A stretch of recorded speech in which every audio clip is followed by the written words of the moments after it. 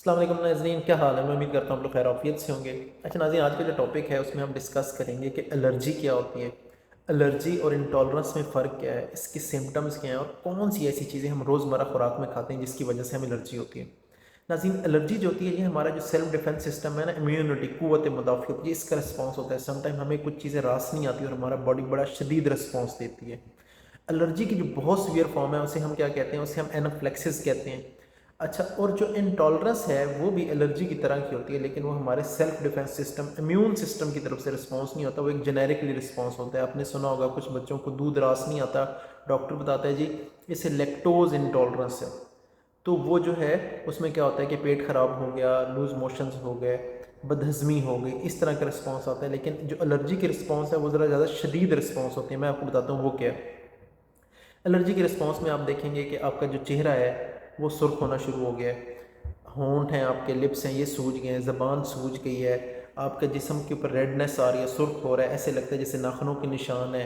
ये है कुछ नाक से पानी आना शुरू हो जाता है। नाक से पानी आने वाले मैं बताता हूँ कि बहुत ज़्यादा लोगों में ये होता है, सिम्टम एलर्जी का आ रहा होता है। लूज़ मोशंस हो जाते हैं, पेट ख़राब हो जाता है, सांस लेने में भी लोगों को मसला बनना शुरू हो जाता है, उन्हें ब्रीदिंग का प्रॉब्लम आना शुरू हो जाता है। तो ये सारे जितने रिस्पॉन्स हैं एलर्जी के हैं। और एक और जो होता है कि ऐसे लगता है कि जिल्द जो है इसके अंदर पानी सा है, जैसे वाटर एक्जिमा की तरह का जो रिस्पॉन्स आता है, ये भी एलर्जी की तरफ से आता है। अब नाज़रीन आ जाता है कि कौन सी ऐसी चीज़ें हैं जो हम नॉर्मली खाते हैं जिनकी वजह से एलर्जी होती है। एक नाज़रीन मैं आपको एक बात क्लियर कर दूँ, ज़रूरी नहीं कि अगर 1000 बंदे ने रोटी खाई है या 1000 बंदों ने अंडे खाए हैं तो उनमें से हर बंदे को एलर्जी हो, नहीं। मैं आपको पहले ही बता रहा हूँ ये इस तरह बिल्कुल नहीं होता।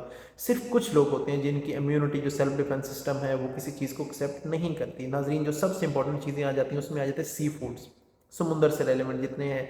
कुछ लोगों को मछली से प्रॉब्लम है, झींगे से प्रॉब्लम है, केकड़े से प्रॉब्लम है, तो ये इस तरह की जो कुछ लोगों में प्रॉब्लम आता है।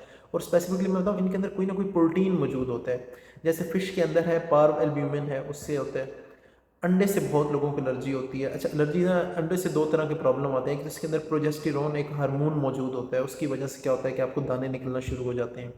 और जो कुछ लोगों को एलर्जी होती है वो क्या है, इसके अंदर ओ एल्ब्यूमिन होते हैं, एक प्रोटीन का नाम है, उसकी वजह से लोगों को एलर्जी बहुत शदीद होना शुरू हो जाती है।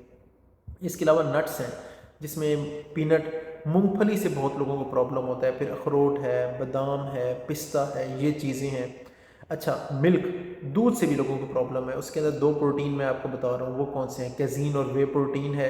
कैज़ीन क्या होता है, कैज़ीन वो होता है जिस टाइम आप दूध में अगर लेमन डालते हैं तो आप देखें वो फुटकड़ियाँ सी बन जाती हैं, और जो पानी रह जाता है, पानी जो होता है उसके अंदर वे प्रोटीन होता है, और जो दूसरा फुटकड़ियाँ सी होती हैं उसमें बेसिकली जो मेन इंग्रेडिएंट होता है वो कैज़ीन प्रोटीन का होता है। सोयाबीन, हमारे यहाँ तो सोयाबीन लोग नहीं खाते, लेकिन सोयाबीन से भी लोगों को एलर्जी होती है। लेकिन मैं अब आपको एक ऐसी जगह बताने लगा हूँ, आपने सोयाबीन ज़रूर खाया होगा। अब आप सोच रहे होंगे वो ऐसी कौन सी जगह है। नाज़रीन, जितना भी आप यूएचटी जो डब्बे वाला मिल्क लेते हैं, अगर आप इसके इंग्रेडिएंट्स पढ़ेंगे ना तो आपको इसमें पता लगेगा कि इसके अंदर सोया लेसिथिन है। वो क्या चीज़ है, बेसिकली सोया लेसिथिन क्या है, वो एक तरह का एमल्सीफायर और स्टेबलाइज़र का काम कर रहा होता है। आपने कभी देखा है कि जो डब्बे वाला दूध होता है इसमें दूध पे मलाई नहीं आती, वो मिक्स रहती है। क्यों रहती है? वो because of the soya lecithin रहती है। तो कुछ लोगों को सोया लेसिथिन से भी एलर्जी होती है। जेनेरिक जनरली तो हमारे यहाँ लोग नहीं खाते। फिर एक आ जाता है जो एटलीस्ट पाकिस्तान में मुझे आज तक कोई ऐसा बंदा नहीं मिला, वो है जी वीट के अंदर, गंदम के अंदर ग्लूटन होता है। ग्लूटन क्या होता है, जब हम आटा गूंथते हैं तो आपने देखा होगा एक रबरी सा टेक्सचर बनता है, हम ऐसे खींचते हैं तो बन रहा होता है, जिसकी बेस पे हम ब्रेड भी इससे बना पाते हैं। उसके अंदर एक प्रोटीन होता है जिसे हम कहते हैं ग्लाइएडिन, उससे भी लोगों को एलर्जी होती है। एटलीस्ट पाकिस्तान में तो मुझे आज तक कोई ऐसा बंदा नहीं मिला, लेकिन बाहर एटलीस्ट यहाँ सऊदीया में मैंने कुछ बंदे देखे हैं, यूएई में मुझे कुछ बंदों से मुलाकात हुई है जिन्हें ये वाला एलर्जी का प्रॉब्लम था गंदम से। और नाजरीन, तिल, जो हम सी सेम होता है, जिसे हम सी सेम कहते हैं, जो नान पे, रोटी पे, तंदूर वाले लगा के देते हैं, उससे भी एलर्जी होती है। अच्छा नाज़रीन, ये कुछ इंपॉर्टेंट एग्जांपल्स थी जो आप लोगों से शेयर करना ज़रूरी था ताकि आप एलर्जी से बच सकें।